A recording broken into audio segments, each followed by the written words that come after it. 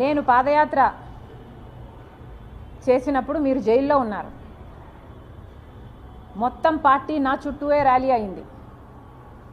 నాకే గనక రాజకీయ కాంక్ష ఉంటే వైఎస్ఆర్సీపీ పార్టీని నేను హైజాక్ చేసేదాన్ని కాదా? ప్రతి సభలో ప్రతి అడుగులో జగనన్న కోసం, జగనన్న వస్తాడు, జగనన్న మేలు చేస్తాడు, రాజశేఖర రెడ్డి గారి రాజ్యం తెస్తాడు అని కాలికి బలపం కట్టుకొని తిరిగిన దాన్ని నేను కాదా? నా బిడ్డల్ని, నా కుటుంబాన్ని పక్కన పెట్టి రోడ్ల మీదనే నెలల తరబడి మీకోసం త్యాగం చేసిన దాన్ని నేను కాదా? ఆఖరికి నా కాలు ఇంజరీ అయితే కూడా అతి వేగంగా ఫిజియోథెరపీ చేసి మళ్ళీ వెంటనే చేయాలి అని తాపత్రపడి చేసింది మీకోసం నేను కాదా? మరి నేను ఇన్ని త్యాగాలు చేసినా కూడా నాకు రాజకీయ కాంక్ష ఉంది అని మీరు అంటున్నారే. నాకే గనక రాజకీయ కాంక్ష ఉంటే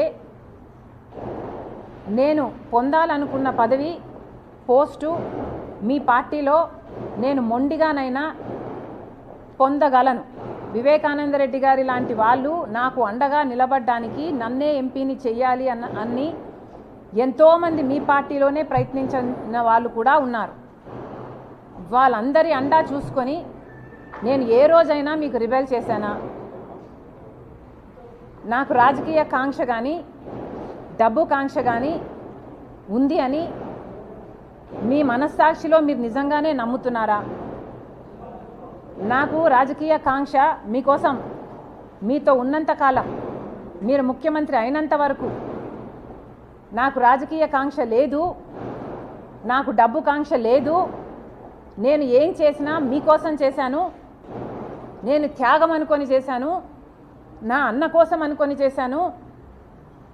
మీరు ముఖ్యమంత్రి కావాలని, రాజశేఖర్ రెడ్డి గారి సంక్షేమ పాలన మళ్ళీ మీరు తీసుకొస్తారు అని నమ్మి చేసిన విషయం వాస్తవం కాదా?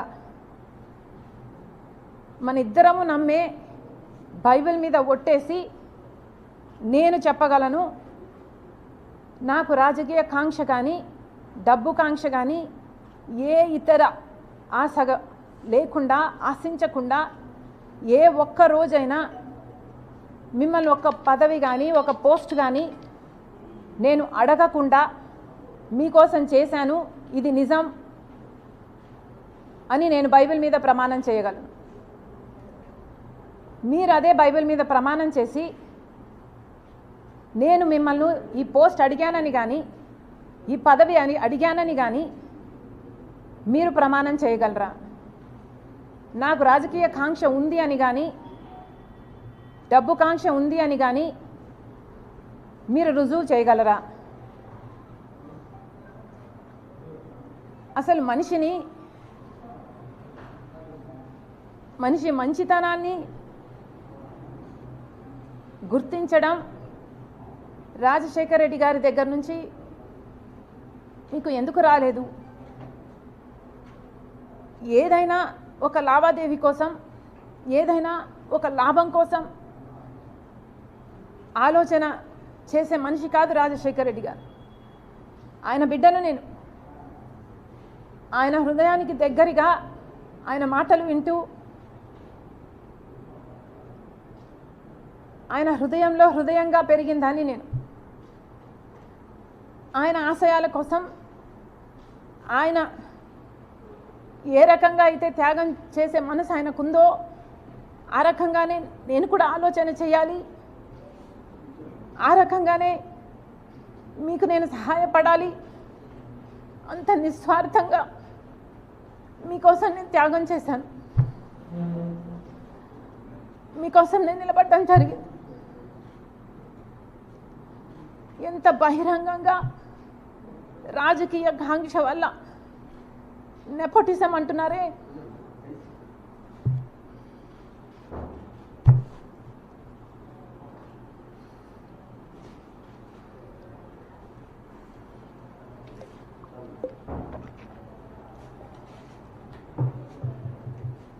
నెపోటిజం అంటున్నారు జగన్మోహన్ రెడ్డి గారు. రాజశేఖర రెడ్డి గారి రాజకీయాలలో ఉంటే వివేకానంద రెడ్డి గారు కూడా ఆయన పక్క రాజకీయాలలో ఉన్నాడు. రాజారెడ్డి గారు కూడా రాజకీయాలలో ఉన్నాడు. రాజారెడ్డి గారి భార్య మా జయమ్మ కూడా రాజకీయాలలో ఉంది. సౌభాగ్యమ్మ కూడా రాజకీయాలలో ఉంది. అందరూ ఒక్కొక్క పదవి వాళ్ళ వాళ్ళ టైంలలో చేసిన వాళ్ళు వాళ్ళంతా ఒకే జనరేషన్కు చెందిన వాళ్ళు. మరి ఆ టైంలో నెపోటిజం ఉన్నిందా? జగన్మోహన్ రెడ్డి గారు నెపోటిజం గురించి మాట్లాడుతున్నారు. మరి మీరు ముఖ్యమంత్రిగా ఉండి కూడా మీ పార్టీ మీరు పెట్టి కూడా ఇంకా ఎవరు బంధువులు ఉండకూడదు అని మీరు చెప్తున్న ఈ లాజిక్లో రవీంద్రనాథ్ రెడ్డి గారు లేరా? మీ బంధువు కాదా? మీ మేనమామ. సుబ్బారెడ్డి గారు సొంత చిన్నాన్న. అమ్మ మొన్నటి వరకు అధ్యక్షురాలు. అవినాష్ రెడ్డి ఒకటే జనరేషన్లో మీ భార్యకు బంధువు. నా తమ్ముడు అని నెత్తిన పెట్టుకొని తిరుగుతున్నవాడు. మరి వీళ్ళందరూ మీ పక్కన మీ బంధువులుగా ఉంటే అది నెపోటిజం కాదు. ఈరోజు మీ చెల్లెలు మాత్రమే మీ పక్కన ఉంటే అది నెపోటిజం కిందికి వస్తుంది. మీ మాటలు